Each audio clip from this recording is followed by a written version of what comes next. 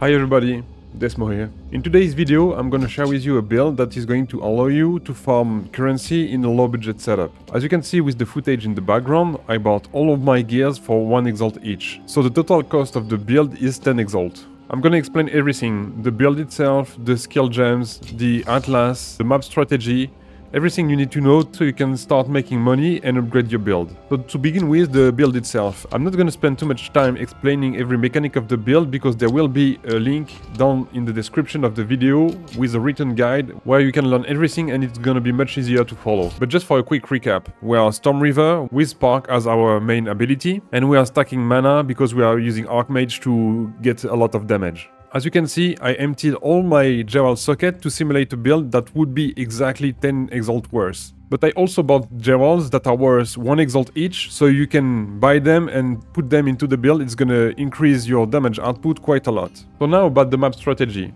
We are using waystone with delirium on them. This is an enchantment, and there is 2 ways to get it on your waystones. The first one is to apply it yourself by using distilled orb that you get from delirium, or you can also find maps that already have the enchantment from delirium. Of course, if you are a low level character, it's not gonna be available to you, but these maps, especially for low tier like tier 1 to tier 10 or something like that maps, they are extremely cheap. Let me show you on the market.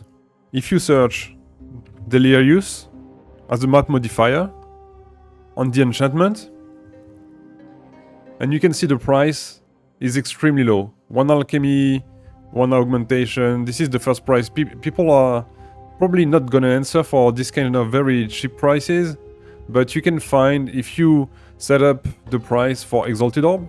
So you do, for instance, Exalted Orb. If you want to pay with Exalt, you don't have to. You can pay with other currency if you want, but it's gonna be much easier like that, because otherwise people might not answer. So you can see there is tons of them. Right now there's a 1000 match for 1 exalt for this kind of maps, and it goes even for tier 12, tier 9, tier 14, so you can adapt the level of the waystone that you want to farm. If you have a build that is really not too strong, you're gonna go for tier 1, and as you upgrade your build, you're gonna be able to farm higher tier waystones. So let's say that you feel comfortable farming waystone tier 5, so you're gonna go on the waystone filter and you're gonna put 5 here if you want exactly that, or you could put a range like 5 to 7 for instance, or 1 to 3. It depends what you are feeling able to farm.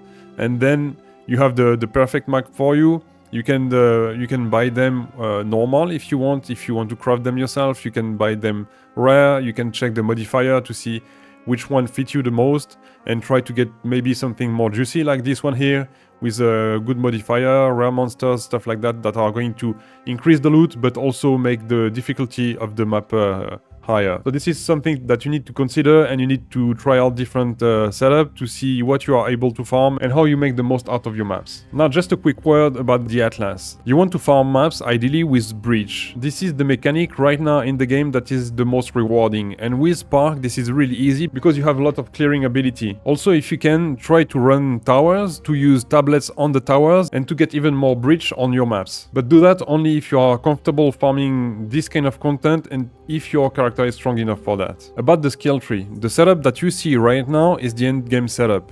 While leveling, you are not going to use this one because this is focusing on critical damage. While leveling, your critical damage bonus and your critical hit chance is not going to be high enough for it to work. So in the written build guide, you will have additional information on how to level the character and the skill tree that you should be using early on. Once you reach enough skill points and in the end game, you are going to start scaling your critical damage bonus and your critical hit chance, and this is where the damage is gonna scale quite a lot. For every piece of gear, there will be a link in description leading to the trade website with the best setting for 1x item. But just as a reminder, what we are looking for on the gear are basically mana, resistance, level of gems, and energy shield. Just a quick word on the Atlas tree. This is what you should be aiming for. There's a few things here. If your build is really not good enough and you are struggling too much, you can remove the points here that are making the map a little bit harder because the rare monsters are going to have more modifiers, so they are going to be stronger. You can go for some other nodes like these ones, which are going to increase the quantity of item found and the rarity. And this is not going to scale the difficulty of the map. On that side, we are focusing on tablets. So you're gonna be able to sustain your own tablet and you will not have to buy them. One last thing about the build which is not really obvious and that I need to explain. I talked about it in my last 2 videos, but I'm gonna show you here again. With this build, to maximize the DPS, especially for boss, we are using a weapon swap setup with a staff that is giving us Sigil of Power. Sigil of Power is a skill that is creating an area where when you spend mana on it, you will gain stage. As you can see here, I'm on stage 1. And if I cast my skill here, you can see that I'm getting stages. So while you are standing on the area, you're gonna get more damage. But there's something else that we are using the weapon swap for, and this is Blink. We're using Blink to travel faster when needed. There's a cooldown, so you cannot use it too often, but this is very convenient. So what you do to be able to use that, you set all of your skills that are used for offense, basically your primary setup. On clicking the arrow here, you can see that you can set your skills to weapon set 1 or 2. So basically you put everything on weapon set 1, except for Blink, that is going to be on weapon set 2.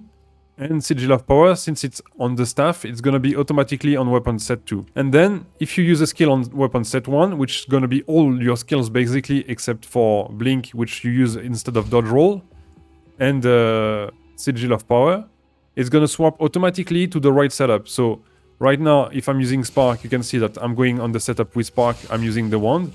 And if I press Sigil of Power, I'm using the staff. And if I press Spark again, it's gonna swap to the wand. So it's automatic, you don't need to care about anything, you just need to set your skill properly in the skill panel. So now I'm gonna run a quick map to show you how it works and what you can expect from your maps. I'm gonna pick a map with no extra bonuses, so this is going to simulate the bare minimum that you can expect from a map with this strategy. As you can see, everything dies very quickly, even the boss from Delirium. The build is not very tanky though, so you should try to kill everything from distance. If you want to follow the endgame and expensive version of this build, there will be a link in the description and you can follow the link on top of the screen. And this is it for today's video. If you have any question, you can leave a comment. Please like and subscribe, and until my next video, take care of yourself and bye!